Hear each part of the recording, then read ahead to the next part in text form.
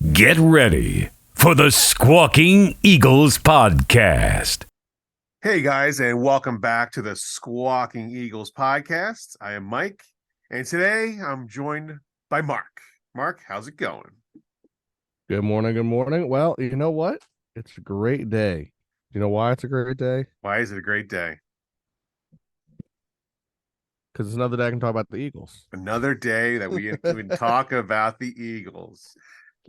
So we are getting closer and closer to OTAs. The summer has officially, I guess the unofficial start of summer has begun. The Memorial Day weekend has passed, and OTAs is only just right around the corner.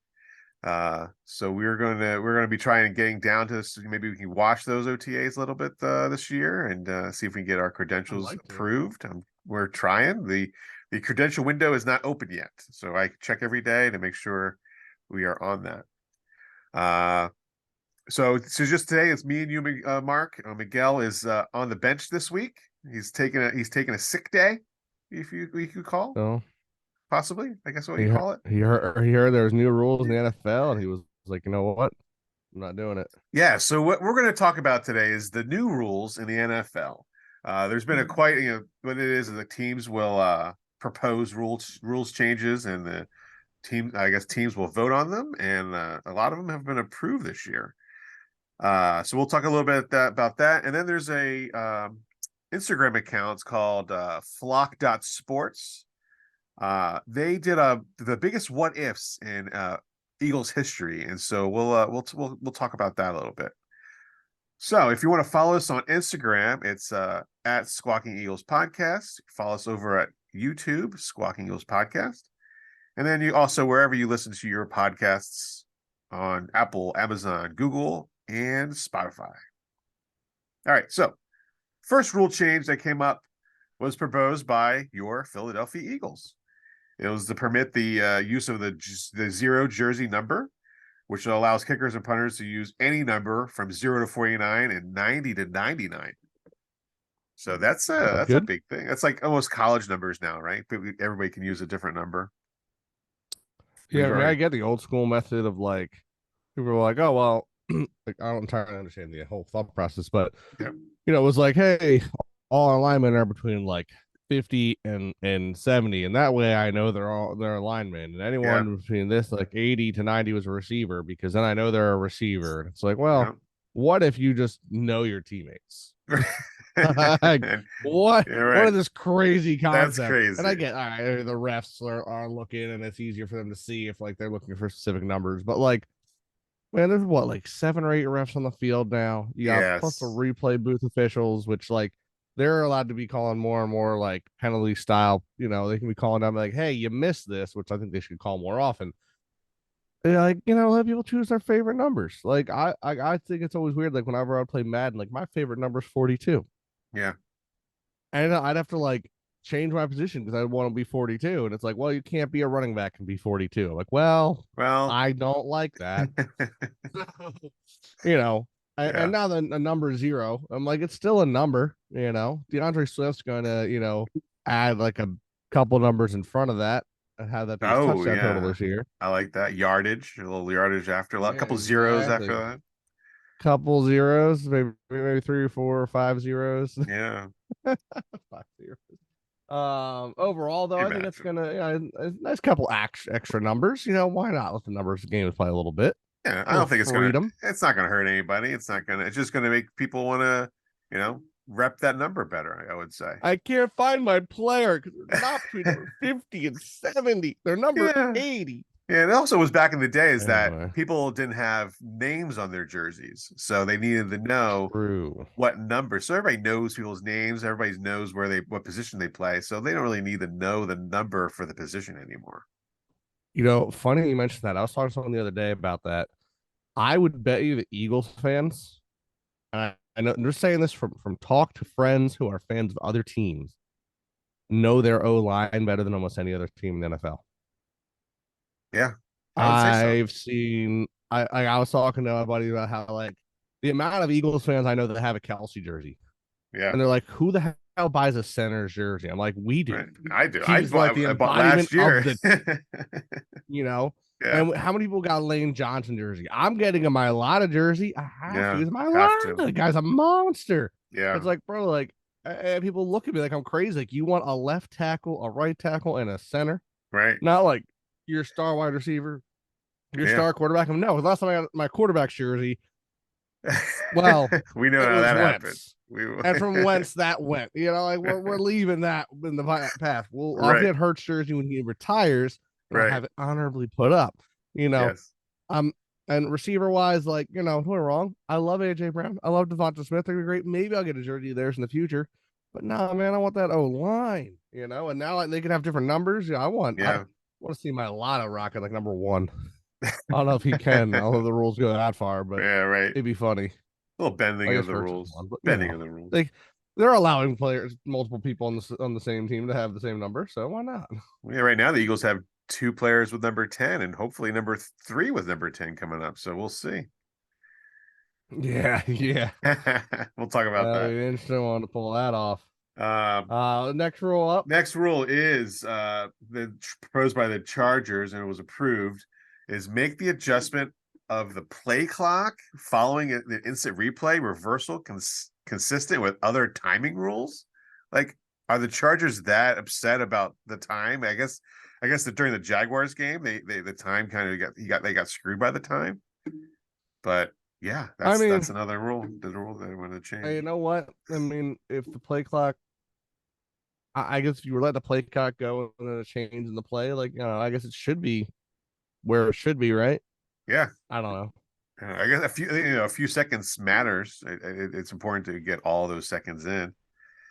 The next one, another is an official thing. It's proposed by the Texans. Houston Texans. Expand the replay officials' jurisdiction to allow for review on failed 4th down attempts. Didn't realize they couldn't review that. I guess you couldn't review it if they failed the 4th down. They couldn't review it if they did make it. I guess that. Well, I mean, it's funny that that's a proposal by Houston, because like everyone knows how successful we were on 4th down, and now you're allowing us to challenge if you say that we weren't. Yeah. Or you're allowing the replay official to be like, hold up, guys. Hold on. Let's see if they actually got his finger across the line. Yes. To give the Eagles that damn ball. All right. Let's see. Another one is, this was proposed by the competition committee. Change the definition of a launch to leaving 1 or both feet.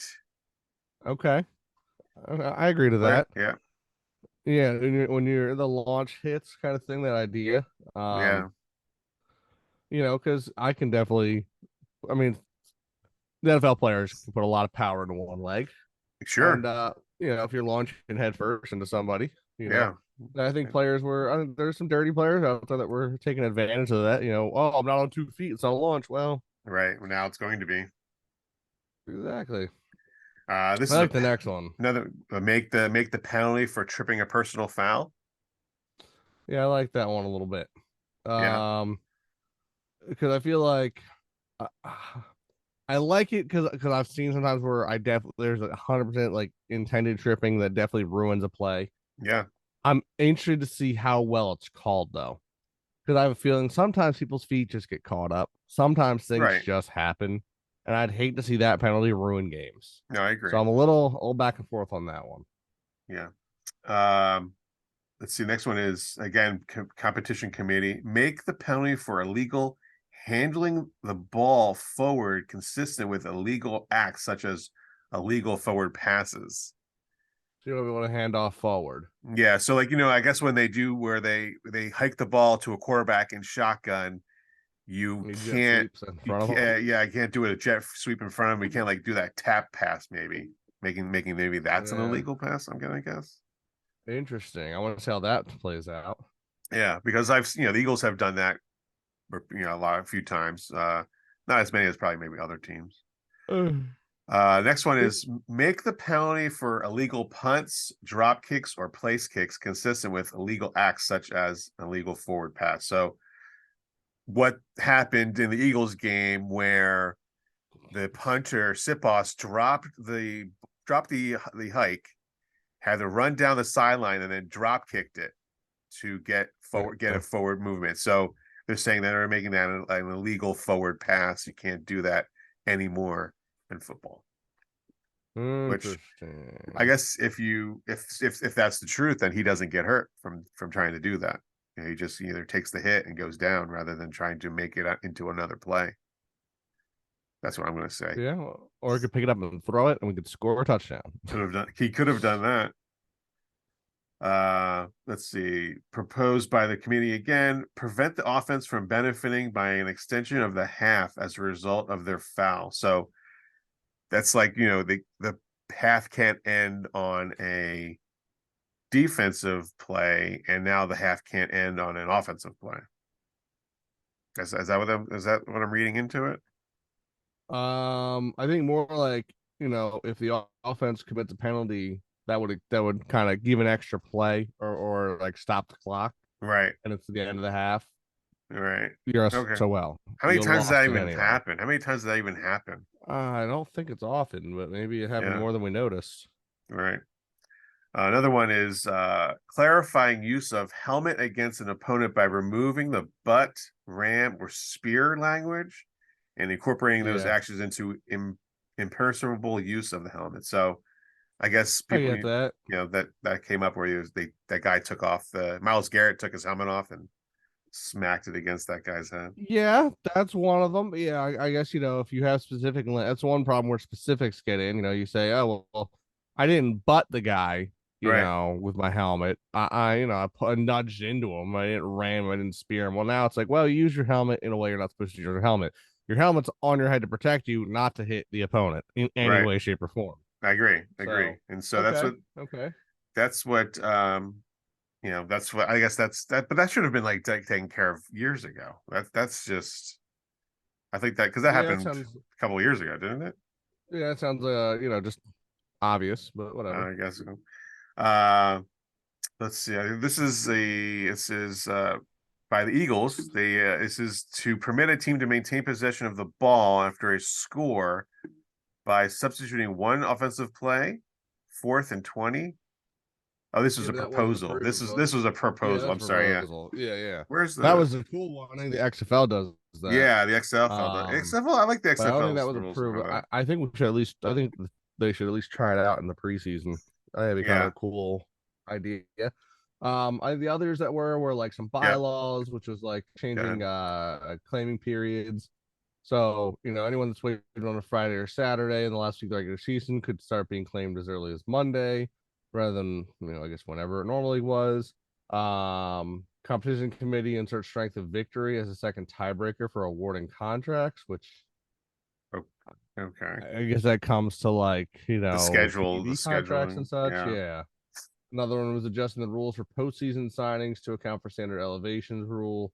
Brings postseason rosters at 4 p.m. on Wednesday, following the last week of the regular season. Right, and we also have that a third quarterback can be put on a roster. Quarterback, but doesn't count as a player roster spot. Doesn't count. Because spot. If you're the 49ers and your backup gets hurt, so your backup gets hurt, you still have another backup to get hurt. Yeah. So is that really what you want? That you really want that happening? Is that what they want? I guess so, right? Yeah, and then of course the most recent one to go into effect was the kicking change. Yes, explain the kicking change. So players are now NFL. In the NCAA, you always could, but now in the NFL, you can fair catch a kickoff, and the resulting play will begin from the 25-yard line. It's supposed to reduce injuries. It kind of because that way players are incentivized to not take the risk if it's a bad kick. However, our second favorite team in the NFL, because we talk about them so much, the Cowboys, they're what do they want to call him? Electric kick returner. Electric kick returner. Kavante Turpin came out and saying, "I'm still not fair catching anything." Says he never did it in college, he'll never do it in the NFL. Interested to see how that turns out because players are faster in the NFL. And bigger. He's had some runs. But that might come back to bite him. So We'll see how that goes. When he starts running back kickoffs and they're only getting back to the 20, Jerry's going to say, or less, Jerry's going to say, start fair catching those into the end zone, guy. Or someone else is going to fair catch that. Yeah. I say our first game, if he hasn't already, we put that to the test. We purposely kick it to like right on the end zone. I want to make him think about it. Yeah, he's gonna. They could very well happen, and I don't see. It's what like they've already talked about. They're virtually getting rid of the kickoff. They're virtually just trying to minimize it and to where nobody's going to want to do a kickoff anymore. Because the guys tried to do that. Yeah, we said, hey, guess what? We're going to go for it on 4th and 20, and the NFL said, nah, we'd rather have a fair catch. Yeah. At least ours is an exciting play. Yeah, it's an actual play. It's some competition. We're trying. Yeah. I would have liked to seen that. The XFL is on to something where they do have some innovative rules changes. The refs being mic'd up permanently. Yeah, I like that. I like that a lot. Can't turn your mics off, ladies and gentlemen. I think that should be a standard. Yeah, I don't like. In all sports. Like I'm watching a lot of playoff hockey right now. The refs get together to chat.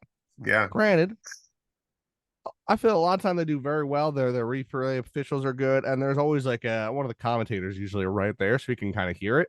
Yeah, but I still would like to hear it. The NFL. How many times we watch those guys under the booth?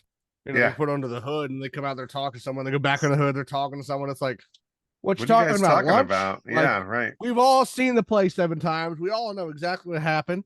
I love that they're always like, oh, well, they got to check the time clock. They got to, bro. There's like 30 people looking at this at once. Yeah. They don't need that many people too. You got at least one guy. Hey, your one job is just look at the clock. Right. When they say, hey, I see this, go, all right, clock's at this time. Boom, done. Easy claps. Like, yeah. It's the NFL, man. It's 2023. We're at the digital age of AI. Like, the clock should automatically be up. Like, that should just know. Like, it's like, hey, you press the button, say, hey, I see it right here. Freeze it. Boom, there's the clock on screen. Right. Like, hello. Yeah. I don't know. Maybe I'm the crazy one. Well, like in the NBA right now, there's a couple referees have been noticed that Boston Celtics are undefeated when they ref those games.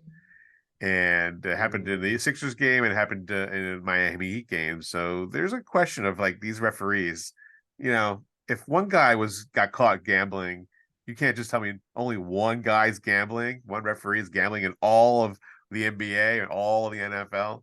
I don't think so. It's weird. It's almost like I remember there was a time when there was this guy who he was a turf master. He's a guy who did all the turf for fields. Yeah. And there's the thing about like, how long he's been doing the turf for Kansas City. Right. And it's weird to say every time since he's been doing the turf for Kansas City, their record has just been phenomenal. Yeah. And odd how that happens, huh? It's odd. So odd. Never letting you down, Kansas City. Nope. Never gonna fair and square. Not gonna get you let you off the hook off of this one because the NFL saved your ass 4 or 5 times last season. I will go back and rewatch every one of those games for you. Right. All right. So I think that'll do it for all of our all of our rules changes. Let's move on to Eagles history. What ifs? We got 2 parts. What if here. The Eagles had won our 2nd Super Bowl? Man, what if? What if? That's a good one. What if they did? What if the Patriots didn't cheat and the Eagles actually won that 2nd Super Bowl? And then what if Kansas City didn't cheat and we just won our 2nd Super Bowl? Does Nolan Smith available at 31 instead of 30? Yeah, right. I know it's crazy to think like, oh, it's just one pick, but that's one pick where he should have been top 10. Right. I hear you. All right. So here's what if. What if Alshon Jeffrey never dropped the pass from Nick Foles on the final drive of the divisional round against the Saints, which then led to Marshawn Lattimore's intercepting the intended pass and icing the game? The ball went, Nick Foles threw it right to Alshon Jeffrey, right through his hands, and intercepted pass, and that was it. The game was over. What if he caught that? What if he caught that? Then it wouldn't have been an Eagles game if it went our way. So right. That's that. No, it would have been an interesting, because there's a good chance we win that game. I know. And and that was going to the Super. That game was going to the Super Bowl or no? No, that was was that a divisional round? Because that was the game after the double doink. So double doink was the wild card game, right?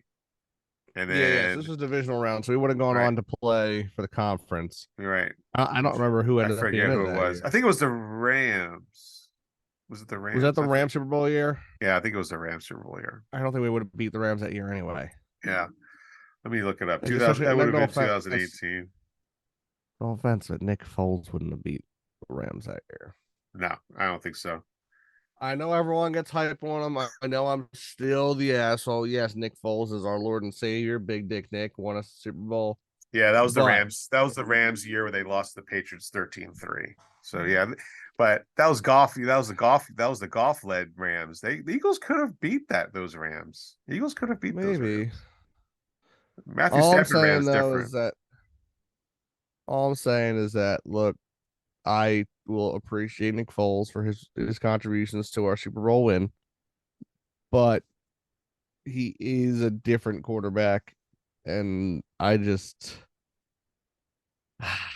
Could he have put up more points against the Rams only scored 13. The Patriots scored 13 points off the Rams in the Super Bowl. That was a 13-3 Super Bowl.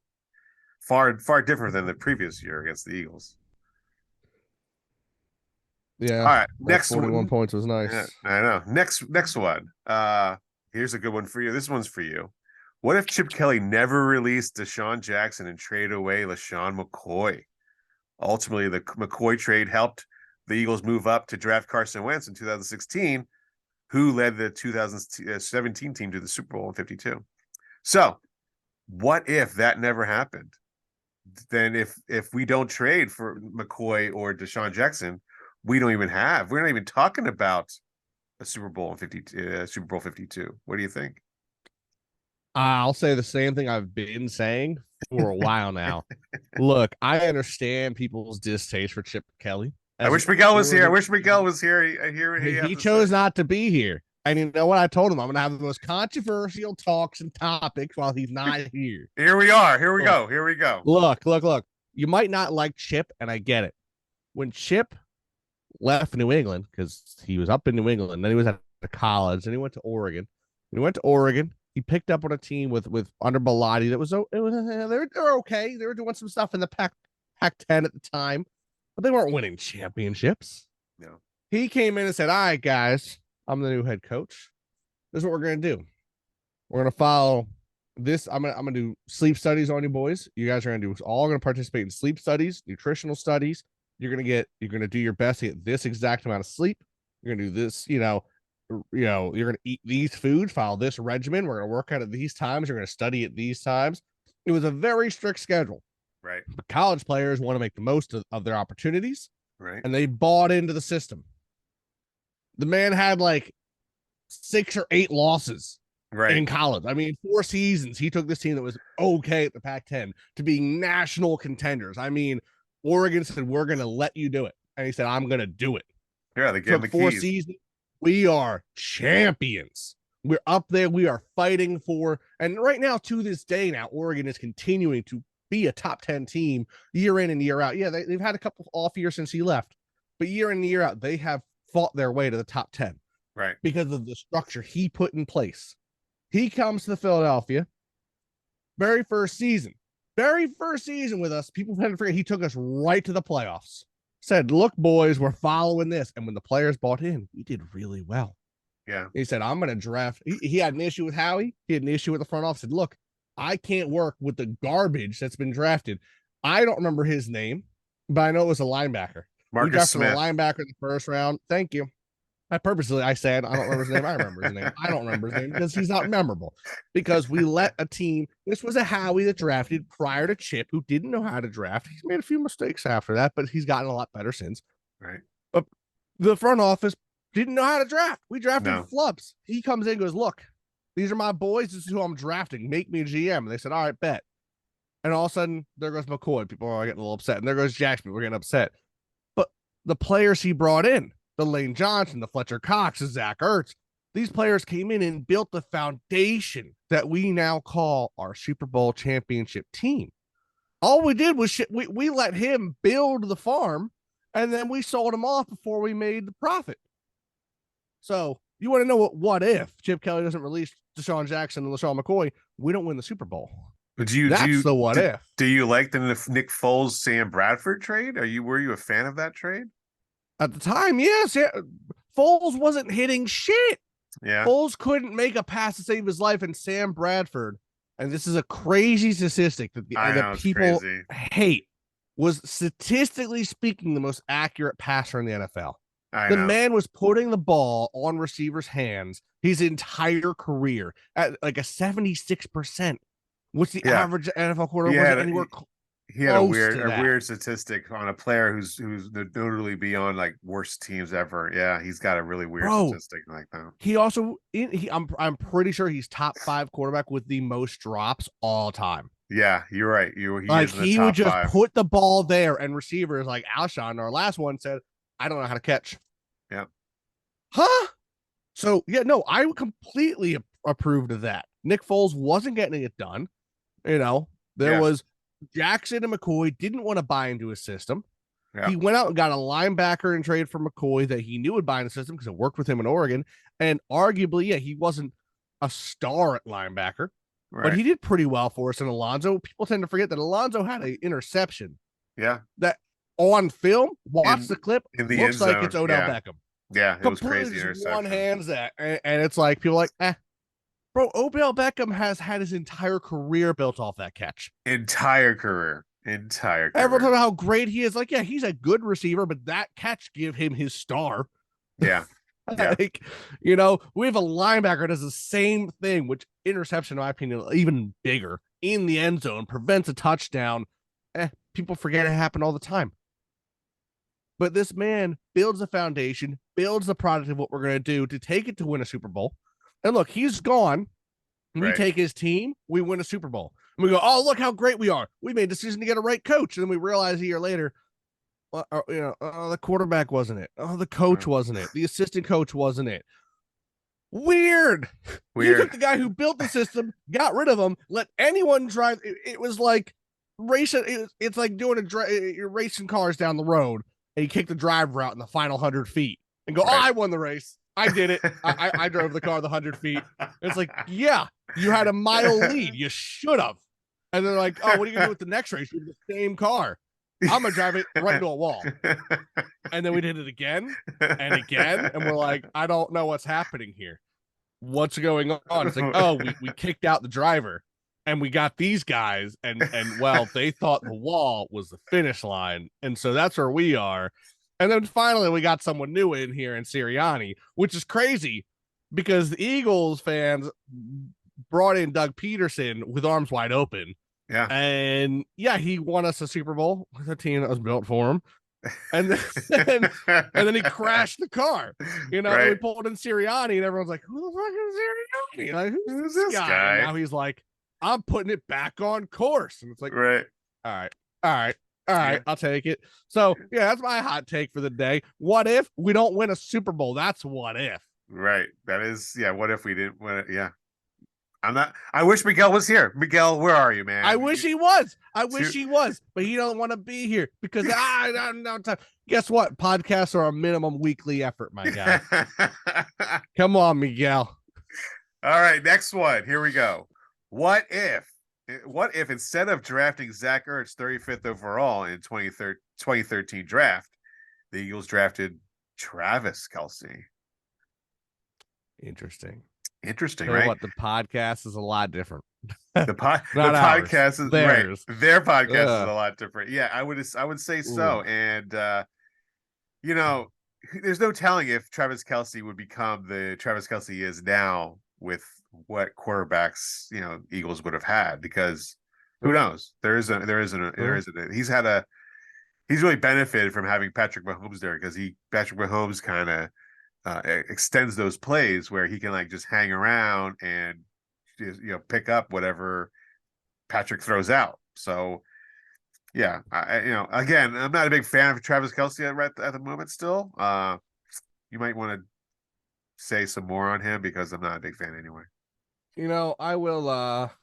I would like to say, while obviously, Travis Kelce is currently the number one tight end in the NFL by most measurements. I don't want to overlook what Zach Ertz did for us. I feel like a lot of people do. I feel like towards the end of his time here, people were so ready for him to go because Dallas Goedert was waiting in the wings. I still don't like that he left. No, I liked Ertz. I understand he wasn't a go-getter. Like when he caught the ball, he just kind of went down. Yeah. He didn't kind of push for that extra yardage the same way. And I'm glad Goddard does. And I will say Zach Ertz is pretty well known for trying to do the same thing. Granted, you can ask him. He doesn't like to do that against the Chargers safety, whose name is slipping my mind right now, who suplexed him about a year ago. Right. He was like, you know what? Not doing that again. But I'm going to go down. You guys got to remember that Zach Ertz, like right now, I'm looking at a little stat from 2010 to 2020 during that year. Zach Ertz was what? This is 7th place for most receiving yards by a tight end. And we're talking Jimmy Graham, Gronkowski, Jason Witten, players who had played a lot more years at this point. A lot more, yeah. Travis Kelce, Jared Cook are the only two above him, that are very close, He's up there with statistics. I mean, he's there over Antonio Gates, over Vernon Davis, over Kyle Rudolph, like over players that were supposed to be really good up there. I didn't realize Ertz is. That's wild. Yeah, Ertz is way up there. Yeah. I mean, I would say he's way over George Kittle, but George Kittle played a lot less, so there's that. But Ertz had a really good career. Well, he had 106 or 100 and some receptions in a single season, was the most by a tight end ever. Yeah. I mean, he was a good tight end, but for the what if part of it, I think Jason Kelce would have enjoyed a good career here. Yeah. My biggest concern is if he was successful, would we have kept him financially? And if we didn't, how would that have affected Jason's career with us? Right. If you get rid of his brother, because as we know, that's why Zach Ertz was a casualty. He was going to get paid. He wanted big money. So how he got rid of him. He doesn't value that position with huge contracts. Nope. So you could say that, we draft Travis Kelce and Travis Kelce becomes the Travis Kelce as we know, and how he ends up trading him anyway, because he doesn't put value in that. Yeah. They definitely didn't pan out, as well. And again, it's one of those things I feel bad because, I liked Ertz, and he went on to Arizona, which, as we all know, has imploded. It's a huge dumpster fire. Arizona is a dumpster fire. Am I just blindly forgetting something here? Like, I feel like when I was younger, and I know it was different, they had Larry Fitzgerald, they had Palmer or whoever else they had at quarterback, but I remember year in and year out, we were struggling with Arizona. Even this year, we kind of struggled with Arizona. But Arizona was a good team, like a secretly good team. Where everyone would be like, "Oh, look at the year," and all of a sudden it's like, "Oh, wait, Arizona's schedule. What's their record? Oh, 11-2." And you're like, "Huh?" Yeah. And now it's like, "What's Arizona's record?" Well, the Kyler Murray's KD in Call of Duty is like 7. As for their actual record, they're 0-7. Yeah. The Cardinals are an interesting team. The Cardinals, I don't know if you're old enough to remember that the Cardinals used to be in the NFC East with the Eagles. Yeah. Do you remember that? And so they needed to stay competitive. That was when they were the Phoenix Cardinals. I remember playing them a lot. Yeah. So the Eagles, they would play them twice a year. And so that's how the Eagles used to make trades with the Cardinals too. And the Eagles got Vi Sikahima from the Cardinals. Cardinals traded him to the Eagles. They had to be competitive. They were in a division with the Eagles, the Cowboys, the Giants, Washington. They had to be competitive. And I think as soon as they changed that competitiveness they weren't as competitive with the teams that they're in the West with. It's kind of like a watered down division, I would say. So yeah, it's I think it's the time spent in the East what made them competitive, and the time outside of the East has made them less competitive. They're one of the oldest franchises in the NFL. They were in Chicago, and after that they were in St. Louis, and now they're in Arizona. But they are one of the oldest franchises in the NFL, and it's really disheartening to see such a franchise like that become such a dumpster fire with Jonathan Gannon at the helm, who's trash himself. So yeah, well, we'll see how that continues to go. We will see them later this year, so it's going to be fun. We will. We do still play them quite a bit for a team not in our division. I feel like we play them quite often. Played them last year too. Yeah. Yeah, that's what I mean. Like, even though we have that rotating schedule in the NFL created where we play all the different divisions anymore, I feel like we play Arizona a little more often than most others, and I feel like it's a small secret rivalry from the past. It stays alive. Yeah. But all that being said, I just say, what if? I think Kelsey still would have had a very good career with us. It might not be the same. I think him and Pat Mahomes might have buoyed his career because he has been, and not saying that not saying in a sense that it buoyed him because like he wouldn't be as good. Yeah. But buoyed in the sense as he has been the leading receiver for a star quarterback for most of his career now. Correct. Where here, like right now, Dallas Goedert, I argue, is a phenomenal tight end, but you're never going to see him put up those numbers because we've got, Batman's outside of him that demand some receptions. Exactly. Who do you throw to if you're, Mahomes? Yeah, Juju Smith-Schuster, that's who he was throwing to last summer in the Super Bowl. So he's gone, so he really doesn't have anybody to throw the ball to. Well, the refs and Travis Kelce. So right, the refs. I put Patrick Mahomes on the Chargers, right, and they don't have it. They have nobody to catch the ball. And yet Justin Herbert still breaks his record with nobody. Go look at that. So that would be interesting. Our next what if is what if the Eagles never drafted the GOAT Jalen Hurts? All right. That is a questionable thing because if they don't draft Jalen Hurts, and do we still have Carson Wentz? Do we still have what do we have if there's no Carson, if there's no Jalen Hurts? Like what is going on? All right, so do we even have a podcast? I'll tell you right now. For one, do we even have a podcast? I mean, we should. For one, I don't. I love and respect Hurts right now. I don't like the word GOAT in there. I remove that word. Use it. People use it way too much. There's like 2 or 3 GOATs in the world. All right, Wayne Gretzky. Correct. Because for some people who don't understand the NHL, don't realize how much better that man was than all other players in the history of that sport. That sport is over 100 years old. By a large margin. 50 something, right? Yeah. It's like 57 or something we're up to now. 56. I don't even know. 50, what, the NHL is over 100. Yeah. Oh, yeah. I mean, I know the NFL has been around longer than the Super Bowl, but since it's been the Super Bowl, since NFL has been the NFL as we know it, 50 some years old. Yeah. One lifetime. You could have been born and old enough to remember the first Super Bowl and still be alive. Yeah, my dad has seen every Super Bowl. My dad has seen every Super Bowl. You could not have witnessed a memorable first Stanley Cup and still be alive. It's just not possible. It's that old. That game has been being played forever. Wayne Gretzky, you could take away every goal he ever scored, and he would still be the leading scorer in the NHL because of how they count assists and goals. Right. Yeah. Mind-boggling difference. That is a GOAT. Okay. Yes. I saw a comparison the other day of Michael Jordan and LeBron James. Right. And it was like stat for stat. And don't get me wrong, I understand LeBron's got, a few more points, a few more this, whatever. Yeah. But statistically, it was like 6 times to the championship, 6 rings, this many MVPs. Mm-hmm. I don't know it all because I don't know basketball, but I grew up knowing Michael Jordan. Yeah. I've watched LeBron I've been alive his entire career. Right. He'll go down in history as a top 5 player of all time, in my opinion. Sure. But he's not better, but he's not the GOAT. No. And the fact I'll give it to Michael at the moment, but to me, that's why there's still conversation. If there's a conversation, you're not a GOAT. There's no conversation about Gretzky.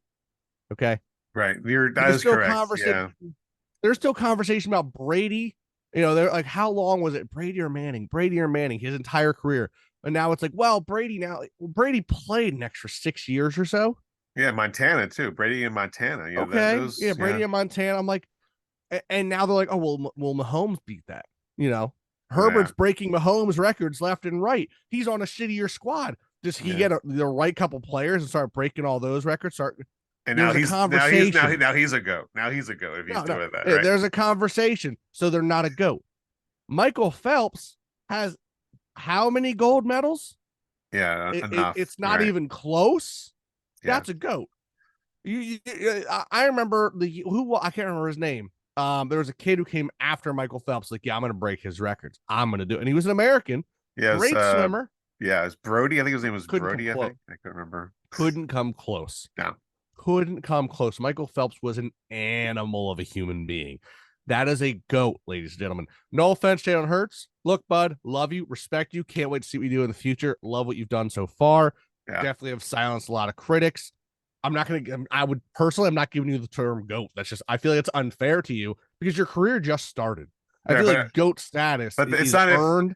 The question, the what if is what if he's not a GOAT? The what if is if we never drafted him? I don't care. I gotta pay my due diligence right now. I will talk about the draft. The due diligence, my guy. Go ahead, have a hell of a career. Right. Put up the crazy numbers, and at the end, we'll discuss GOAT status. Right now, I'm not talking about GOAT status. I'm talking about the what if you never got drafted. We'd be a quarterback factory. We are, yeah. That's how Howie Roseman talks about. Howie, yeah. We would have drafted somebody else who wouldn't have turned out. And look, we just drafted Tanner McKee. McKee wouldn't be so happy that we opened up a third roster spot for a quarterback this year. Right. He'd be looking to start. Yeah. Okay. That's how that would be. That's how it works. We're not going to trip back to the Super Bowl. That trip doesn't happen. No. I don't know if the trade for A.J. Brown happens if we don't have Jalen Hurts. I would say yeah, that would have never happened if we don't have. Why bother? Why you don't have a quarterback? Yeah, I don't know. I'm just saying we're not in the Super Bowl this past year. We don't get cheated out of a Super Bowl. I think Jalen Hurts. Trying to think. If he doesn't get drafted by us. He does get drafted. Eventually, he would get drafted, but he probably would be. So, what was that? 2021, 2020. He doesn't get drafted by the Eagles. The Eagles, take somebody else, and the Eagles are still looking for a franchise quarterback, and possibly we're talking about Kyle, Bryce Young or coming to the Eagles. That is open, right? That would be something we'd probably be talking about right now. All right, so I remember that draft because I remember watching Michael Pittman fall out of the first, and I was so excited. And then he went to the Indianapolis Colts, right? And then DeAndre Swift also fell out of the first, and he ended up going to the Lions. Right. Although he's here now, it's all good. But let's see, where are you? Hurts my boy. Second round. Yep, just trying to. Where did we draft that year? Towards the towards the top, yeah. All right, so if we don't draft Hurts, okay. Other players that were available at the time: J.K. Dobbins, Christian Fulton. Nothing is jumping out to me player-wise. We would have gone and grabbed. Right. However, but if we don't take him, who takes him after us? So if we don't draft him at 53, he's not going to Buffalo. He's not going to Baltimore at 55. He might have gone. Actually, no. This was the Tua draft, so he's not going to Miami. He maybe goes to Minnesota. Minnesota behind Kirk Cousins. Maybe goes to New York Jets. Maybe goes to New England. Maybe goes to Tennessee. Any of those are an option there. Maybe he goes to the third round. I would say possibly drops to the third round. I think he does drop to the third round. I don't think like I said before, I'll continue to admit it. I'm not going to try to go back and fanboy. I did not like our first or second pick of that draft. No. I like Hurts now. Duh. Yeah. Obviously. But I didn't like it then because a lot of teams didn't have a lot of hype on him. I mean, this is the man who lost his spot to Tua, went to another school, and was successful, but it was another school that's known for success, put out a lot of good players. Yeah. And obviously, he's come out and proven that, he's a baller. He's here to work hard, play hard, and get some dubs. I'm happy for that. Yeah. But I mean, remember, this is still the exact same draft where we drafted Jalen Reagor before Justin Jefferson. Yeah, we're not in the Super Bowl if we don't draft him in 2020. We're not in the Super Bowl. We're not talking about Super Bowl loss against the Chiefs. I know that. For a second there, I thought you were referring to me talking about Jalen Reagor, and I was like, excuse me? Please don't ever say that again. Question, if we don't draft him, what if we draft? Well, I don't know if it's on here, but what if we had taken Justin Jefferson?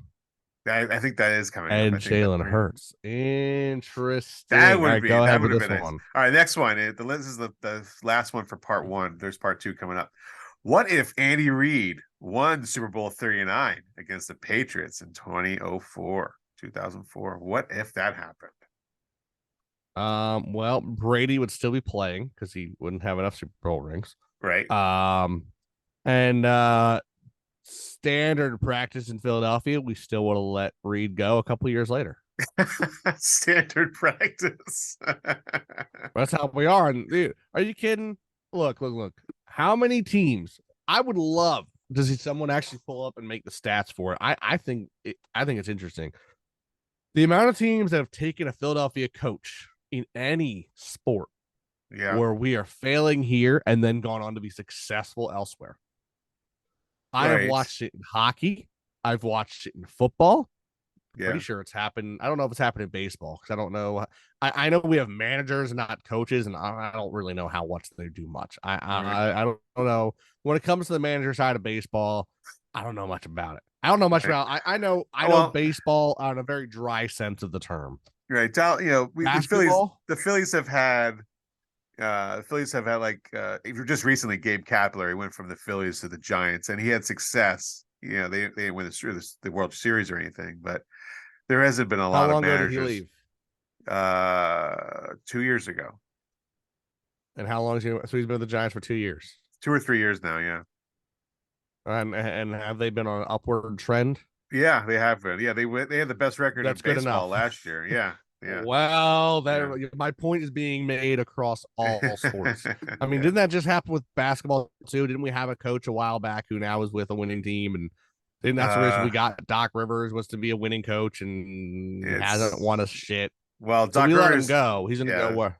Doc Rivers is probably going to go to the Suns, so we'll see how that goes. And are they going to turn around and win it all of a sudden? I don't know. Probably. Possibly.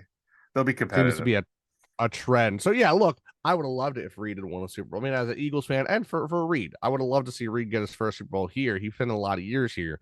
Yeah. But I don't think it changes anything. I think come, by the 2010s when we were on, because we still follow that trend, right? Even if we win the Super Bowl, we're gonna get a pick difference. I think. Yeah. I still think we end up with those terrible seasons at the end of his career. We go look for someone else and have someone named Chip come through and leave a chip on our shoulder, and here we go. Chip. All right, so here's part 2 of the what ifs. Oh yeah, look at that. All right, so what if was that the first one?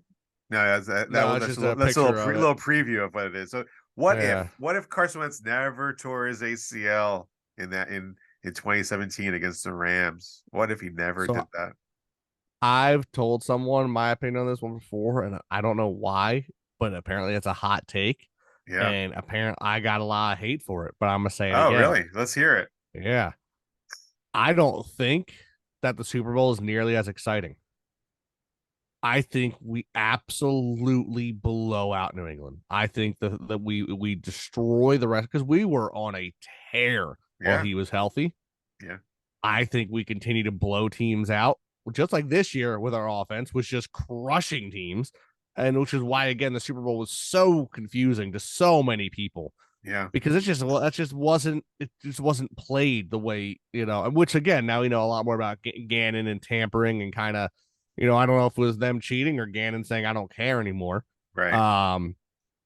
which I still think that'd be something to do with the turf, though, when it comes to the cleats. Yeah, how can you? How How can a coach say he doesn't care about winning the Super Bowl? You got to care about winning the Super Bowl. I don't know. There's too much fishiness about this most recent one. But either way, we're on 2017. Yes. I don't think we get the Philly special. And I don't I think honestly, I don't think we draft Hurts. Right. If Wentz doesn't get hurt, I mean, he's considered a star quarterback in the NFL for a much cheaper price. Right. And I think I honestly do. I think we blow them out. I don't think it's a fun Super Bowl for other fans to watch. Right. To this day, I have buddies who are not fans of the Eagles, who are not fans of New England, who will agree with me that was one of the. I think it's one of the best Super Bowls of all time. I'm an Eagles fan, but they'll say, yeah, it's a top 10 Super Bowl. Like, yeah, it is top 10. Bro, we had the Philly special. We had a crazy back and forth game with over 70 points scored. That's a huge score. A lot of records were broken in that Super Bowl. A lot of records. It was a fun one to watch. I think if Wentz is at the helm, I think that game ends like 38-7, 38-10. I think we blow them out. I don't think it's nearly as fun for other people to watch. Yeah, it's great for Eagles. We're all hyped up on the Super Bowl. Right. I think it's different. I think it's major. Obviously, we don't have the big, wonderful story of Big Dick Nick. You know, we don't have one of my favorite plays. One of my favorite stories in history, is how for the conference finals, the Vikings come to the link and Nick Foles tears them apart. Right. We don't have those stories. And then 2 weeks later, we're in their stadium in Minnesota, having one of the greatest Super Bowls of history. Yeah. Yeah, we still would have played them. We still would have beat them, but I don't think people would have been like, we were such underdogs having that backup quarterback. We're like, without it would have been like, well, the Eagles are on their way to victory. Yeah. It would have been, the Eagles win this one. The Eagles win that one. Now they're going to the Super Bowl. It should be a good game. Oh, it's not. It's a blowout. Right. So that's my what if. It's far a boring different. Super Bowl and we crush it. Yeah, it's far different. We don't have the stories of Nick Foles. We don't have all those, don't get the Philly special. Right. No Philly special. We don't have the underdog mentality throughout the whole playoff run where we are underdogs in every single game. We don't have any of that stuff. Having those things defines Philadelphia, where Carson Wentz being favored to win every single game. That's not like a Philly quality, really. That's not a quality that the Eagles are used to. They're used to being those underdogs. They're used to just coming in and taking care of business. So I said earlier, I'm so happy to see the way the players of Philadelphia are right now on social media. The fact that, again, a lot of optional stuff to do, and they're together doing it. Yes, you see a grind, you see a mindset of like, we were robbed, and the boys are hungry. And I don't think that happens when you blow out Super Bowl wins. You don't get hungry because you're so full. Yeah. We lost that one. Whew. All right. Next one. Reggie White. What if Reggie White stayed in Philadelphia and never went to the Green Bay Packers? That's I don't know if you remember that was like the big story about Reggie Jackson taking all these trips around the NFL looking to see where he's going to go. And we kept saying, well, why would he leave? He's not going to leave Philadelphia. He's the minister of defense here. He's never going to leave. And then he ends up signing his contract with the Green Bay Packers and turns that franchise around and goes to the Super Bowl. But what'd I say? Yeah. What'd I say? Reggie? You said Reggie Jackson. It's Jackson. Sorry. You said Jackson. Reggie White. He goes to sign with the Packers. It turns that franchise around and they go to the Super Bowl. They win a Super Bowl with Reggie. And the Eagles, years and years and years and years later, they finally win a Super Bowl. Yeah, that's a big what if. More before my time. Yeah, but obviously, as an Eagles fan, I am very familiar with Reggie White. But what do you remember? Did you ever see Reggie White play for the Eagles, or no? I mean, I've watched film of him playing, but not live. But memory of watching him play. Okay. I don't know when. I couldn't tell you what year he left.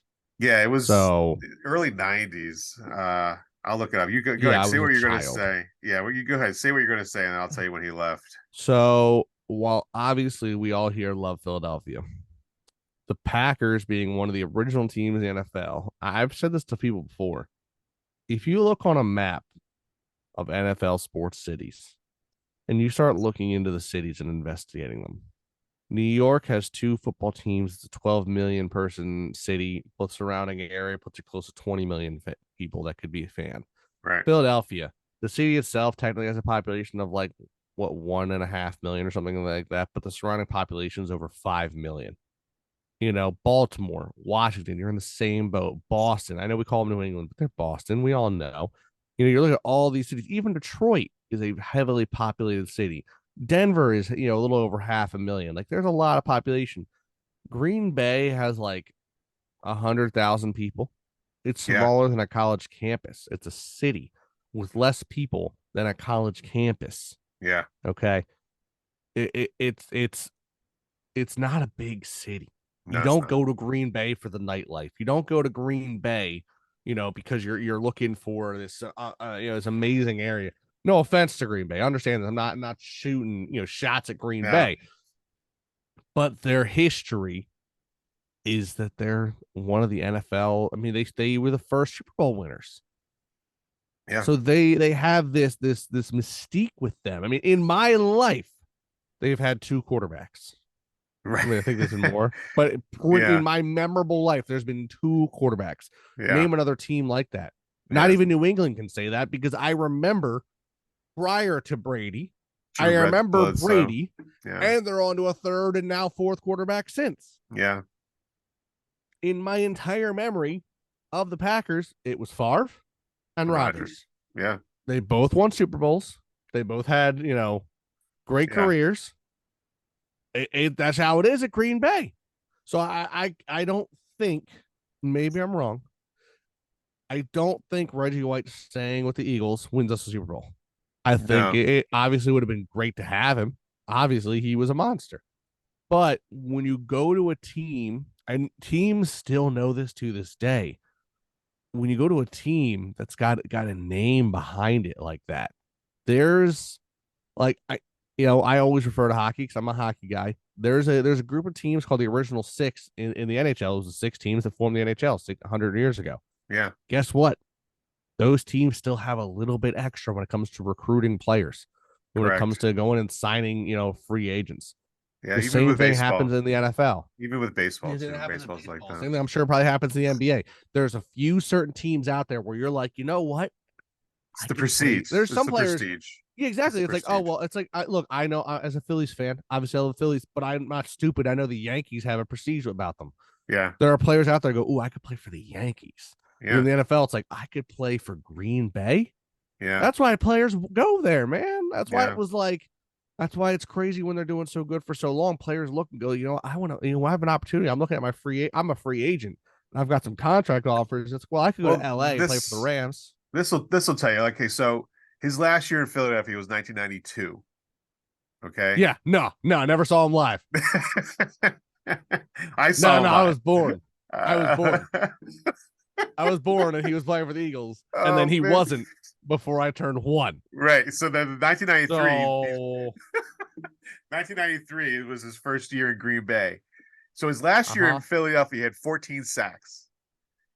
The following years were in Green Bay. He had 13, 8, 12, 8.5, 11. He never had more than 14. I know it was towards the end of his career when he left. Yeah, and then 1998 he had 16, and that was his last year in Green Bay. That was his last year in Green Bay. And he played he went hard. He went, and he played 1 year in Carolina after that. We had 5 sacks. So he really didn't. Players go there to die. I know, right? He didn't really have like the career he did when he was with the Eagles, but he did. He was a menace. He was, he took. He had to have like double teams all the time. He was quick. He was fast. He got to the quarterback. Yeah. That's a standard thing you see with the defensive linemen, the ends, linebackers who are blitzers. Once they have a great season, they almost never can repeat it because teams are never going to make that mistake again. Yeah, like 1 year. Aaron Donald has never had the same career as he started with. Fletcher Cox, even.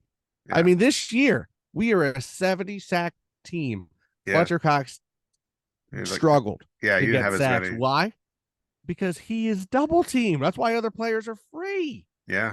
This year might be who demands. This year is going to be different for him. I cannot see how it's going to be. It's going to be so different for Fletcher Cox this year because you can't just double team him. I said it earlier. I'm going to say it again. I secretly think Josh Sweat goes off this season. Yeah, I hope so. Because I think people go, we gotta watch for Graham, you gotta watch for Cox, we gotta watch for Reddick now. Yeah, you gotta watch these new young studs and Jalen Carter and Nolan Smith. Like, come on. Jeez. I think that Sweat quietly under the radar puts up like 15 sacks a season. Yeah, I think it's Sweat. I'm speaking into existence, my guy. Speak it. It should be a no sweat kind of season, my guy. Sorry, here we are. Here's the what if that you want to talk about. Here it is, right? What if the Eagles drafted Justin Jefferson instead of Jalen Reagor at pick 21? What if, Mark? Let's hear it. If we haven't already heard it before, let's hear it again. Well, for one, we don't have Jalen Reagor, and I'm grateful of that moment. I celebrate Howie earlier in his career. If Hurts develops the way he is, and we have Justin Jefferson, can you imagine? Do we draft Smith? We don't draft Smith, and we don't have AJ Brown either.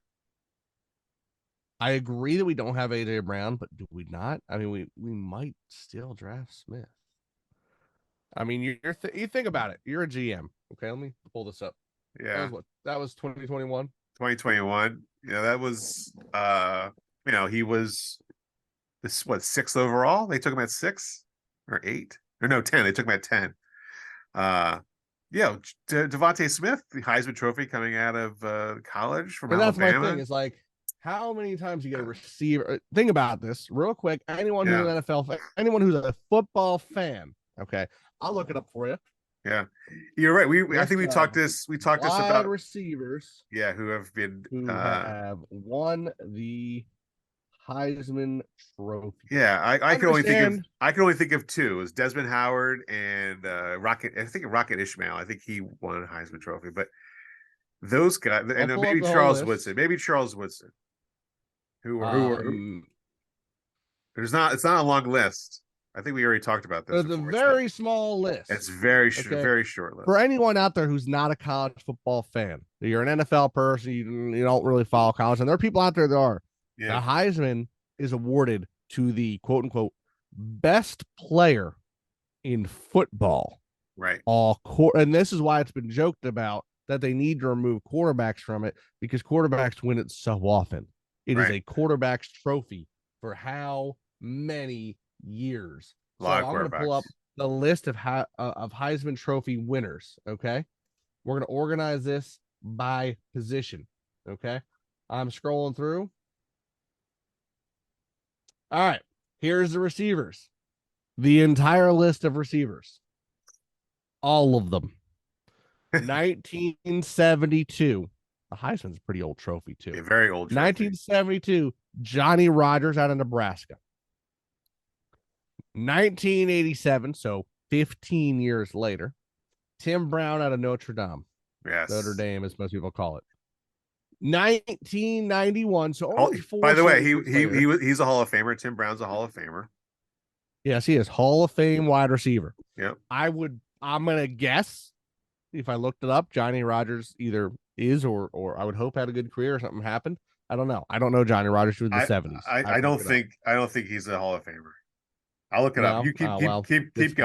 Keep going. All right. I'll keep going down this real long list. 1991, we have Desmond Howard. Okay. Respectable receiver.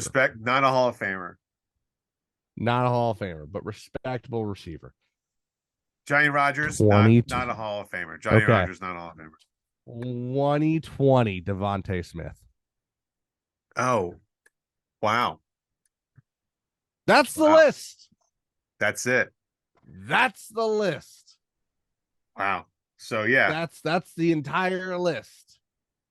So he is one of 4 players in his position to ever win the Heisman. So when you're drafting, now granted, I don't think we'll still be at 10th on that draft day. right. But right after us, let's say we're not. Let's say we're backed up a couple spots. Better season. Well, right after us was Chicago, who needed a quarterback. They took Justin Fields. I don't think they changed that if they're at 10 versus 11. No. Okay. After that is Dallas. Maybe Dallas goes after him or goes for Micah Parsons. So what I'm hearing, looking at this, because I'm looking at the next couple picks, if we're anywhere in the next 4 or 5 picks, we're either going to have Devontae Smith, Micah Parsons, offensive lineman stud, Rashawn Slater. Like, you know, that's where we're pretty much looking, unless we have, because I don't think with one season, it's just, let's be honest, that first season with Hurts was not great. That's why we picked 10th, you know? Yeah. I don't think him and Jefferson, or maybe I'm wrong. Maybe him and Jefferson are so electric that we're picking down in the mid 20s, late 20s. Right. But unless that's the facts, we're still picking probably 10 to 15. We still have a lot of good options up there. Yeah, we're still in pretty good shape. A possibility. Possibility for Devontae Smith. Yeah, we draft Justin Jefferson. We still have kind of a good team still. We still have a wicked sick receiving core. Oh yeah. All right. So we draft Justin Jefferson, and then say we do end up drafting Devontae Smith. That's still a great 1-2 punch right there. Even if we don't have AJ Brown, phenomenal. Oh yeah. But either way, that's an interesting. I think it's an interesting take there. Yeah. I mean, Justin Jefferson would have a Super Bowl. Yeah, I would say. Yeah, I would think so. So here's the next one. What if Jadeveon Clowney does a cheap shot Wentz in the playoffs, and then I forget who has to come in. What's his name? Old quarterback. Jeez, like he's so old I can't remember his name anymore now. So, I remember this play. And Carson Wentz's head gets driven down into the ground, concussion protocol, out for the game, and now he had a. I remember watching this play. Yeah. And I remember saying the moment I watched the play happen, I said that man needs to be ejected. Yep. And this was like the 3rd or 4th time he had done it this season. Yes. Yep. I was so mad. He had hurt other players. He did it too. Like, he did the same thing against against Nick Foles earlier in the season when he was with Houston. And I remember watching it right there. I said, you know what? That kind of play doesn't belong in the NFL. That man's got to get banned. Get him out of here. And I remember people saying, bro, it wasn't even a dirty hit. And I said, bullshit. It was. He leads with the head. He leads with the head all the time. He led with the head in college. He led with the head in the NFL. I'm sorry. Learn to play the game right. There's people like myself whose entire life has changed because of shots like that. Yeah. One of my first major concussions happened because a linebacker hit me like that, lowered the head, hit me with the crown. My life is forever changed because of that. No, I'm not saying I'm like I could have been in the NFL. No, I'm not saying that. No. I changed I stopped playing. I got out of shape, because I was still eating like a player and not working out like one. Right. My schooling changed. I started failing some classes because I couldn't participate, couldn't think straight because of shots like that. That changed my life. And I'm just a regular Joe Schmo. Yeah, between the ACL tear and the concussion, Wentz will never be never will be the same player. His career is over. He's not even on a team. Exactly. He's a quarterback who 3 years ago was $125 million or $125 million contract quarterback, and now he's not even on a team. Not even on a team. That's a lot to say with what this little hit here. This hit, I think, was a chain reaction to what his career is right now. He can't win a playoff game and has never played in a playoff game. That was his first playoff game. That was his first game. I think he was like 4 or 5 snaps, and that was it. He was gone for the rest of the game.